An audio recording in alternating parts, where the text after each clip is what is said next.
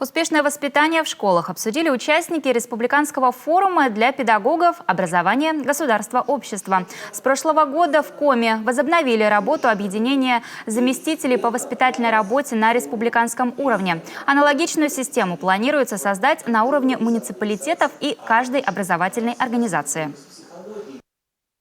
Степень готовности к внедрению программы воспитания, она определена как раз уровнем взаимодействия педагогов, классных руководителей, команд образовательных организаций, потому что вокруг классных руководителей должны собираться все учителя-предметники, которые работают с классом, конечно, родители, мы сегодня это уже поняли, и обучающиеся. На уровне республики системно в деятельность образовательных организаций интегрированы организации «Российское движение школьников», «Юнармия», «Доброштаб». В прошлом году в регионе создана ассоциация именованных школ. В основе деятельности организации память предыдущих поколений о людях, которые творили историю нашей страны. Сейчас мы хотим ответить на вопрос, чем воспитательная работа, вот по каким формам, направлениям, задачам и целям отличается от обычной школы. Но если государство присвоило образовательной организации имя, значит, оказало честь и доверие коллективу нести это имя. То есть теперь государство обязано спросить, а что же, как это имя работает на воспитании учащихся в этой школе.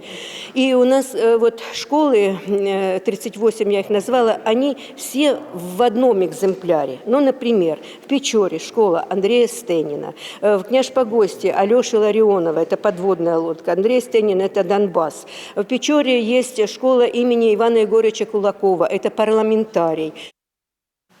Взаимодействие с такими организациями способствует развитию системы воспитания в школах республики. Также в программу воспитания включены общешкольные события, социальные проекты, дискуссионные площадки, спортивные праздники, капустники, театры и музеи. Особая роль в воспитании, конечно, и у классных руководителей. Самое главное, что ты из себя представляешь. Если ты воплощение вдохновения, трудолюбия, позитивизма, но тогда ребенок, он присматривается к тебе, и он как будто бы смотрит на эту модель отношения к этой действительности. Да, он, конечно, все взвесит, потому что этих образцов вокруг великое множество, что-то выберет. Но если он пойдет за тобой, если он поверит в тебя, то, по всей вероятности, это тоже будет для него какой-то потрясающий хороший путь. Потому что, по большому счету, что мы, взрослые, должны дать для наших детей? Корни и крылья. И самое главное, научить их жить в этом мире без нас. Воспитание – зона ответственности не только семьи, но и школы. Согласились с этим все участники форума – родители и педагоги.